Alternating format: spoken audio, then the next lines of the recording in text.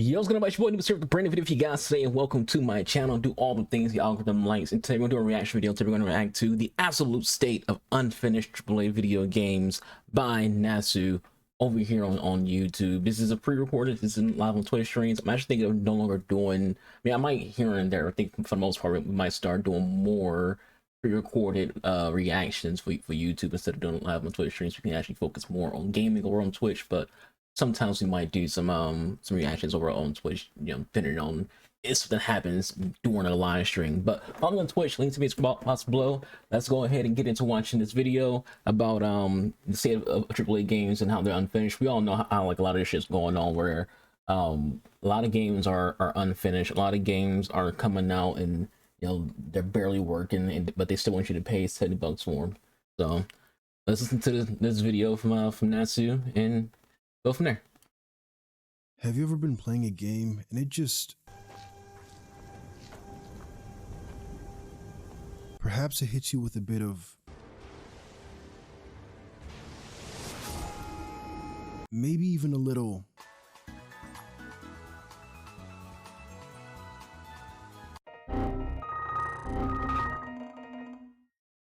then you might be entitled to nothing. Hold this L.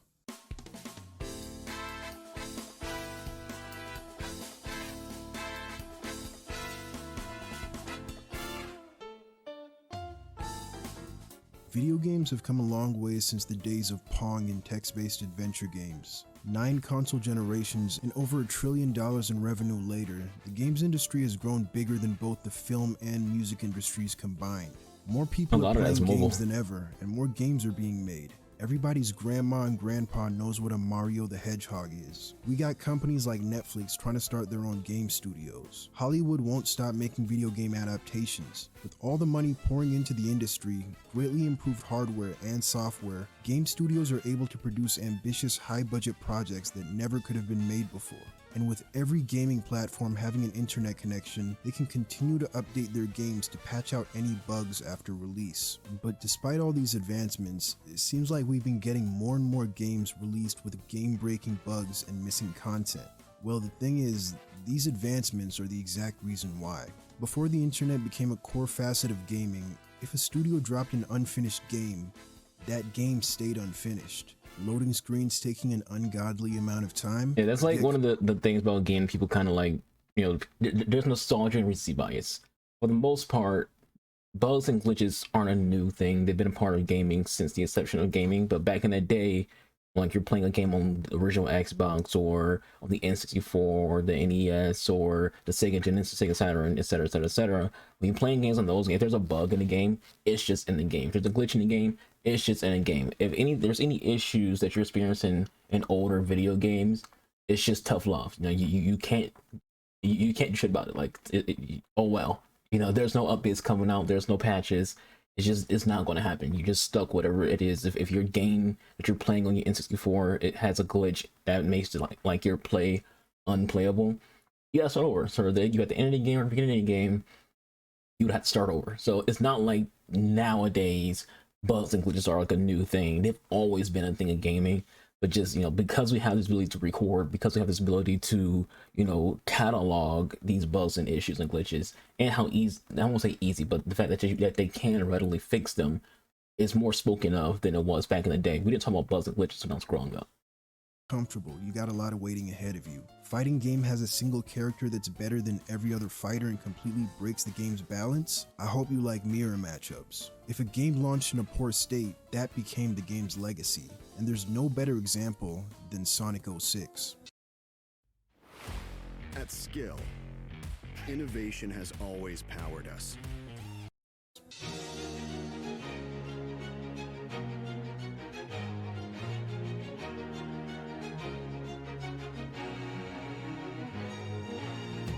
What was originally intended to be a series reboot and a return to form for Sonic is instead remembered as the worst game in the series, if not one of the worst games of all time. Unintuitive physics, shoddy cutscenes, unbearable loading screens, questionable writing, bad dialogue, and countless bugs make the game nearly unplayable. The game wasn't just bad, it was incomplete and in desperate need of more time in development. It's not that they weren't aware of the game's issues, I mean, they were the one making it. But as a for-profit business, game devs will always be a slave to the almighty deadline. And Sonic 06 had a deadline that Sega wasn't willing to budge. That statement right there is mega true. This guy's very low speaking. I have volume pretty high and he's still pretty low. But generally, like the whole developers are a slave to the almighty deadline. A lot of games have a deadline that they want to set, and they told their publishers or tell whoever's paying, whoever's like running management for the development team, this is what they feel like is a reasonable time to get the games done. And the studios will be like, okay, that's fine, we can deal with that. And you'll get delays if it seems like, okay, you have to delay this game. But for the most part, there's only a limit. There's a limit to how many delays you can get before publishers like either A, that game releases, or B, that game gets canceled. And at a certain point for developers, you got to think to yourself like, okay, so do we want this game to come out and just fix it over time because we don't have enough time to do another delay, or do we just have the game canceled? That's like the only option that they have. And so for some games, like you said, like, yo, why didn't they delay this game again? They probably couldn't. Like, there's probably developers for every game that's been like massively talked about when it comes to bugs and stuff, that were like the developers themselves were like, we wanted to delay the game again and do things like this way. We wanted to like not even bother releasing on the last gen because it hindered the development, but they just couldn't because they were told that they can't. And so they didn't have a choice. And if you don't have a choice, what are you gonna do? Like, it's a losing situation when it comes to developers, and people are kind of hard on developers. They don't think about it in the aspect of most developers don't want to release a game that's broken. It happens because the publishers, kind of forced them to. They forced that game to be released when it wasn't ready to be released. The game could have used another year in the oven, but the publishers were just like, no, we can't afford to do another delay. We need to start some returns on this. We need to get this game out now, because if we don't get it out now, then you're going to miss potentially a meta shift. Because sometimes when it comes to gaming, there is a meta when it comes to game releases, where it's like, at this point in time, abstraction shooters, for example, are becoming a big craze. Now, if you make an abstraction shooter, and let's say you keep delaying it, let's say it's supposed to come out 2023, but you delay it to 2025, and then let's say 2025, no one gives a fuck about that genre anymore. So it's like, you released your game in a window where no one cares, now the game fails. So publishers they want to make sure they get their at least get the money back. Like, the budget and profit is separate things. They want to make sure they get their money back first, and then they can be a little bit more happy towards getting that profit out of the game. So some games, they don't have a choice. For this game, the Sonic game, likely Sega was just like, look, the game got to come out. We got to put something out. Sonic hasn't had a game in this long. We need to do something to try to make people people interested in Sonic and cash in on this iconic IP and go from there. The 7th generation of home consoles had just dropped, and the game was scheduled for a holiday release. Side note, if you ever see a game drop riddled with bugs, just take a look at the calendar. Chances are you're in the last few months of the year where Santa's tax return finally hits, and he rides around dropping copies of whatever game just dropped down everyone's chimney. Sega needed that game out on all consoles by the end of 2006. But the Nintendo Wii wasn't powerful enough to play it, so Sonic Team was split in two, with one half being tasked with... Which is also a pretty common thing about Nintendo. Nintendo's hardware generally isn't strong enough for a lot of video games, so because of that, a lot of studios have to basically come out with horrible ports for Nintendo because the hardware can't run it. Like, when it comes to the whole Pokemon thing, the new Pokemon game has a lot of bugs and glitches, and a lot of it's because the Switch isn't powerful enough to even run the game. A lot of it's because they're just limited, and Nintendo is desperate. That's what it's about a Switch Pro or Switch 2. Is because these studios need something stronger to work with, and Nintendo themselves, like, even whether it's the Switch Pro, the Switch 2, or Switch 3, or whatever is after this, like even the upcoming Switch replacement, they need to legit start to. They don't have to do anything when it comes to Xbox and PlayStation. When it comes to having that much hardware power or trying to get close to a PC, but just something more powerful for where your in-house developers can put out games for that platform, and at least those exclusive to Nintendo games will run great. Otherwise, you end up with games like the new Spider-Man, not the Spider-Man, the new Pokemon game and this game, Sonic and Secret Rings, where they're just very very broken, and it's all because the Switch is the Switch and previous Nintendo platforms are just very inferior hardware. An entirely different game for the Wii, further hurting the development of Sonic 06. 2 years of developers working insane crunch hours later, and this is what we got. This actually wasn't even the first time a Sonic game spawned two separate titles. 1994's Sonic the Hedgehog 3 and Sonic & Knuckles were originally supposed to be one game, but were split so that Sega could have the first game meet a deadline. Sonic & Knuckles was later released as a companion piece to Sonic 3 that could be attached to the cartridge to unlock the full game. This was one of the first instances of what would come so far. DLC. While DLC makes for a great way to add new content to a finished game, it can't really be used to polish a game that was broken on release. Nah, to do that, they gotta re-release the whole game. Introducing the Definitive Edition. If a full-price AAA game launches as a buggy, unfinished mess, just re-release the finished game a couple years later at the same price. This wasn't always done just to fix bugs. Oftentimes, game studios would add new content or quality of life changes that honestly should have been there in the first place. This practice was popularized by Nintendo's Pokemon games, which would drop a third definitive title for each generation after their initial dual releases. Since these were updated versions and not sequels, there was little reason to buy the older games after the third one drops. That's what I feel like for me when it comes to, I haven't played Pokemon games in a very long time, but back in the day when I was Pokemon games, I wouldn't even like buy them when they were new. Like my cousins would get them and I'll like play his, like I'll play, can I borrow your Pokemon Ruby? And I'll play it on my SP that way. But generally, when it came to my own Pokemon games, I'm gonna wait for that third game, because the third game was basically, the ultimate version of the Pokemon game. So let's say you got Ruby and Sapphire, you just wait for, I'll wait for Emerald, like, because you kind of knew there would always be a third game, so you wait for that third game to come out and you'll get it, instead of just being like, all right, I'm gonna go get Sapphire and Ruby, or get one or the other. Just wait for the third one, because everyone's gonna be more complete. It's gonna have everything that the two games had, and then some, plus Rayquaza. Incredibly egregious with fighting games that oftentimes relied on DLC characters for their longevity. Companies would release their game, drip feed players content through DLC, and then eventually release a definitive version of the game with all the DLC as a big fuck you to anybody who bought the original game. Street Fighter V was notoriously bare bones on launch and didn't even have an arcade mode, a staple of fighting games, until an update put out 2 years later. And another 2 years later, Capcom released Street Fighter V Champion Edition, which bundled the original game with all of the DLC fighters and stages. The names for these later iterations can get extremely convoluted. Super Street Fighter 2 Turbo HD Remix is a remake of Super Street Fighter 2 Turbo, which is the fifth iteration within the Street Fighter 2 sub-series of the larger Street Fighter game series. Little known fact, this game was then followed by Ultimate Super Street Fighter 2 Turbo HD Remix Pro Game of the Year Edition Magnum version 1.224744874139 ellipses Premium Definitive Edition featuring Dante from the Devil May Cry series with extra teeth whitening, final mix for real this time. Like I mentioned before, at the end of the day, game companies gotta eat, and finding ways to monetize a game after launch is a great way to guarantee consistent revenue. But god damn, some of y'all just don't seem to get full. The inevitable Cyberpunk mission. Fuck up, samurai.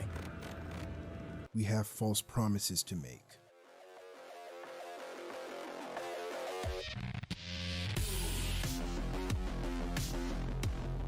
Cyberpunk 2077 had to be one of the most disastrous launches of any game in recent memory. When it came to game development studios, CD Projekt Red was everyone's golden boy. With nothing but a single game series to their name, they were able to build up their reputation. You know what's the sad thing about Cyberpunk is Cyberpunk was always going to be in a lose-lose situation, essentially, where they couldn't delay the game again, because if they did, then people would bitch about it, and releasing it in the state that it was released in, these people just bitch about it. That's kind of like when it came to Cyberpunk was delayed multiple times, and the suits were already like, we need to get this game out. We haven't had a new game release in a while. We got to get this out.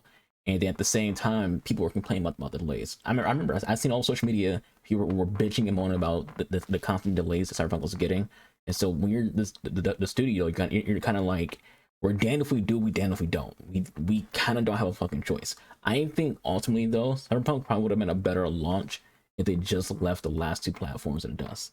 because the biggest issue for Cyberpunk was mostly on the PS4 and the Xbox One. PS4 being the one that had like the most issues. The Xbox One also had a lot of bugs and glitches. There were some on PS5 and Xbox Series X, but mostly they performed better. It performed better on those platforms and on PC.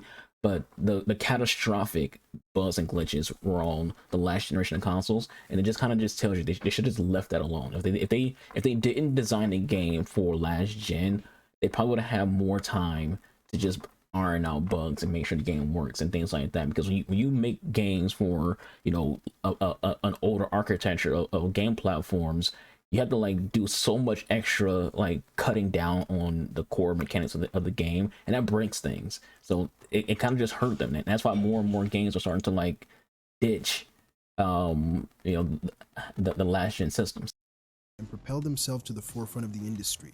The Witcher 3 would go on to win nearly 300 Game of the Year awards, more than any game that ever came before. CDPR could do no wrong. So when they announced an ambitious new open-world action RPG with genital customization, everybody went crazy. It's like the other thing about Cyberpunk was that like CD Projekt Red made RPGs, hack and slash RPGs, not shooters. People took entire weeks off from work to free up their schedules in preparation for the game's release. Fans were treating Cyberpunk like the second and third coming of Jesus. There isn't even a third coming, but if anybody could make it happen, gamers believed it to be CDPR. And in late 2020, the game finally released. Where's my car? Oh. Is this game worth it? Does that answer your question?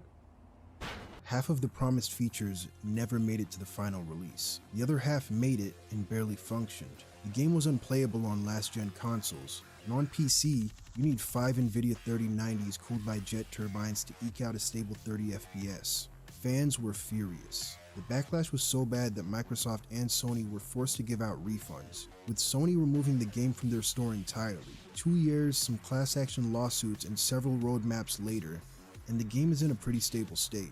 It's returned to the PlayStation Store and consistently hovers around the top 50 most played games on Steam.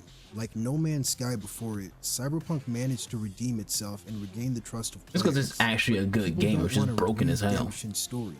They just want the some games are actually just good games. Like often Elder Scrolls, this is well known. Bethesda games are always buggy. Like there's nothing about it. Like from their first games to their newest games, Bethesda games are always massively buggy. It's kind of a meme that the unofficial patches that the mod community puts out are like, you know, the better things when it comes to like the game's balancing. And a lot of it's because like the outdated creation engine that they use. People telling them use different engine, go switch to Unreal 5 or switch to this engine or that engine. And the reason why they don't is because the creation engine is very easy to mod, and they don't want to like throw the modding community under the bus by switching to a harder to mod on engine than the creation engine. So there's a lot of bugs and glitches with Bethesda games, but the thing about Bethesda games is they're always good. So when it comes to Cyberpunk's a good game. It's just buggy as hell. No Man's Sky is a good game. It was just buggy as hell. So some games are actually really good, but they're just buggy as hell. And when you finally comb over those bugs and you clean things up, you finally are able to get that chance to play and experience what is a good game. In the distance, EA saw the shitstorm surrounding the game's release and said, I need to get in on some of that. So they shamelessly copied CDPR's homework, the false promises, the hundreds of game-breaking bugs, even the title format of a portmanteau followed by a 4-digit number. And 1 year following the release of Cyberpunk, EA dropped Battlefield 2042. Dude, all of these skyscrapers have no collision at all. I'm slamming into every single... Oh, there we go. That one works. Okay, that one works. It was damage control time. Only Battlefield fans were a lot less forgiving. Today, 2042's average player count is dwarfed by even that of Battlefield 5, the previous game in the series released Battlefield 5 sucks. Prior. Like clockwork, just a few weeks after 2042, 343 Industries drops Halo Infinite. Only the content is anything but infinite. It was open world with a free-to-play multiplayer because that's just what games do these days. The game would launch with only 10 maps and was missing series stages. I keep saying it and I'm saying it again. Halo Infinite's issue is lack of content, and it plays like an old game. Halo Infinite plays like a game released 2006, not a game released 2022. The game itself isn't awful. It's just the gameplay loop isn't fun. The gameplay loop visually also isn't fun. Like, no one wants to watch Halo gameplay because it's boring to watch Halo gameplay. No one wants to freaking watch grenades be the dominant thing in a video game. And nobody wants to watch a game that just seems very slow and outdated. Halo 4 and Halo 5 are funner games to play than Halo Infinite. Like campaign co-op and the Forge mode. These features wouldn't be added until a year later. So what did fans get to hold them over before the live service game devs started live servicing their games? 2 maps, some belly button lint, and a slap on the ass. At least they didn't forget to include the store on launch. That's something you can count on. No matter how incomplete these games are on release, you bet your sweet bippy the microtransaction-filled moneymaker is gonna be ready day one. But 343's corporate greed is nothing compared to that of Activision Blizzard's with their launch of Overwatch 2. Sorry, give me a second.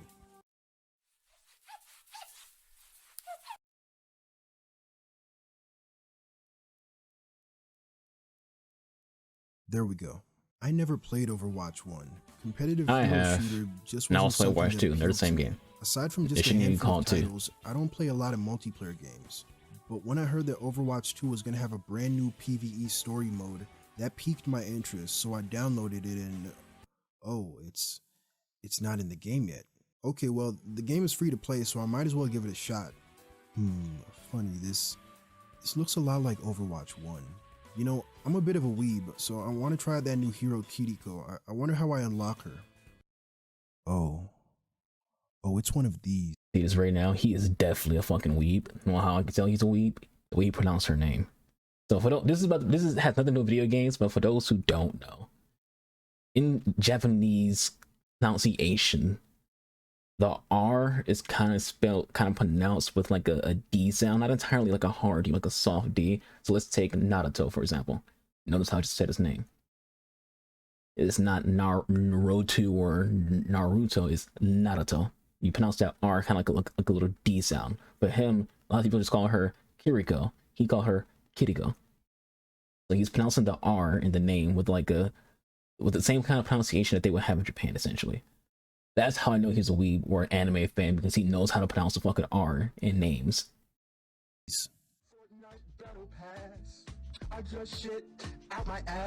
The new content, aka the 2 part of Overwatch 2, wasn't in the game, and the Overwatch part was now the same game with updated microtransactions.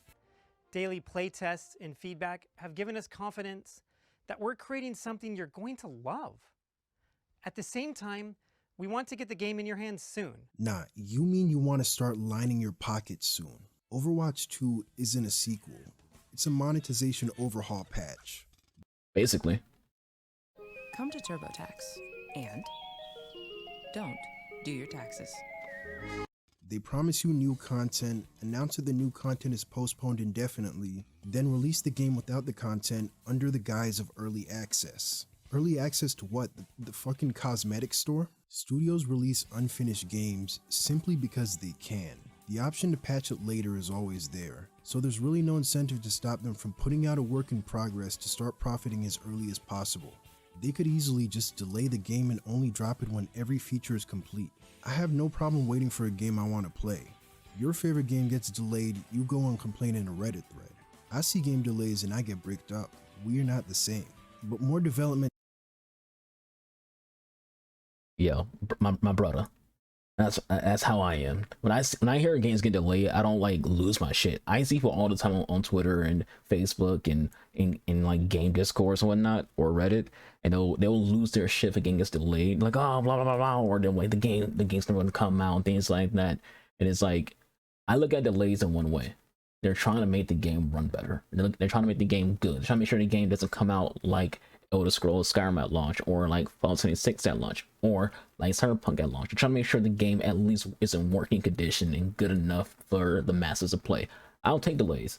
I'm a patient motherfucker when it comes to games. I got a backlog of video games on both PC and on console. I got time. I can play the games. I mean, tomorrow ain't guaranteed. For all we know, an asteroid hit the Earth tomorrow and I'll never be able to freaking play Elder Scrolls 6. But I can wait. You know, I'm not going to be like, oh, Bethesda, give me my damn game before the asteroids freaking hit Earth.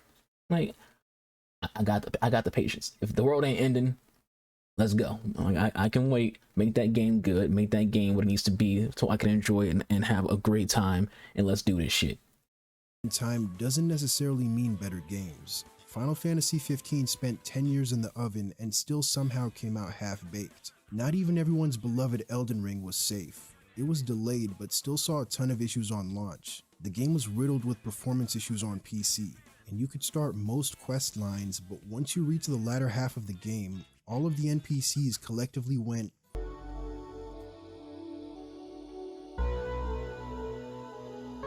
one NPC had to be patched into the game entirely. Gotham Knights dropped on next-gen hardware capped at 30 FPS with PlayStation 2 ass water physics. The Callisto Protocol was basically we have Dead Space at home. Modern ports of older titles don't fare any better. Last year Persona 4 Arena dropped and we were promised rollback netcode. Not at launch, but eventually. Eventually months later, we got rollback. How's the player base looking? Oh boy. Persona 3 just got ported to modern platforms last week, and to rework the visuals of this 13-year-old PSP game, Atlas just AI upscaled all of the backgrounds. Brilliant. I'm sure that looks perfectly fine, no visual artifacts or anything. It definitely wouldn't have looked better if you just upscaled the native resolution to a bigger screen. Does the blurry ass text on this calendar say P3 or P7?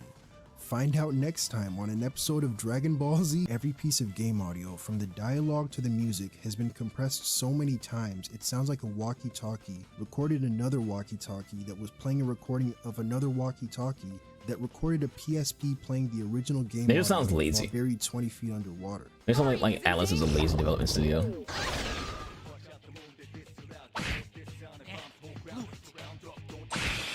Here's our chance. Let's get him. But you got a bow.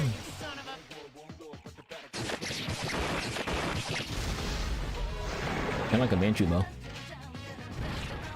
That's not edited. The game just sounds that crunchy. Atlas calls this a remaster, by the way.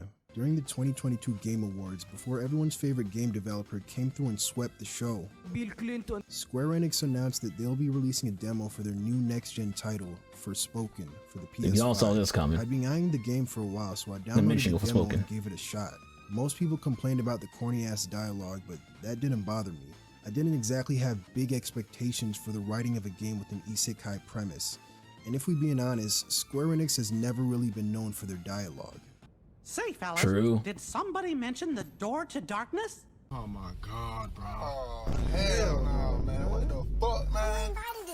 What did bother me was that the game handled like complete cheeks. Every action had extremely noticeable input lag. Combat was janky, the auto-aim was abysmal, spell swapping felt clunky, the worst grappling hook known to man, and the open world was pretty to look at but was entirely devoid of anything interesting. The game felt more like an Unreal Engine tech. Not to mention, this game runs like 30 FPS on PlayStation 5, and at minimum settings on PC is 720p 30 FPS. No one on PC wants to play a game at 720p. No one on the planet. I want you to just say PC. If you're on Xbox One and PS4, not even you want to play a game at 720p. This is a brand new game, It wasn't 720p. an actual game, but it actually wasn't even developed in Unreal. It was made using the Luminous engine, which is the same engine used to make Final Fantasy 15. Oh, wait a minute, this makes a whole lot of sense. Some folks excuse Hey, the issues with the game by Final Fantasy saying 15 is a good this game. is only You a fuck demo off. and not reflective of the final game. My guy, the game drops in a month. That month came and went, and now What the hell? Oh my god, no way. the craziest thing is that when I went to uninstall the game, I noticed an icon telling me that one of my friends had already pre-ordered the game, which was interesting because I knew this to be categorically bullshit. And on their profile, it said that I had pre-ordered the game too. They're literally lying to you to make the game seem more popular than it is. But all of this is nothing compared to the true villains of the games industry, Nintendo. Hey, let me see that game you've been working on.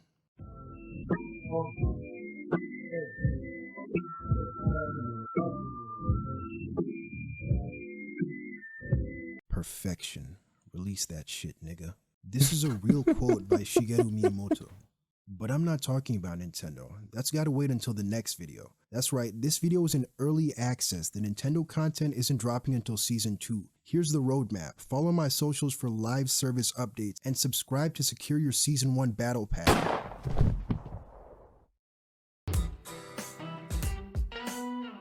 That's actually a pretty funny video. Like that was actually like a pretty entertaining video, especially when it comes to like the whole Nintendo thing. Because Nintendo, this is a almost 8-minute video, or the original video at least. Nintendo definitely deserves their own video because Nintendo isn't like the best. Like they have their diehards, but Nintendo is one of the worst companies in gaming. If we're being like honest about Nintendo, but I'm not going into that tangent. It's not what the video's about.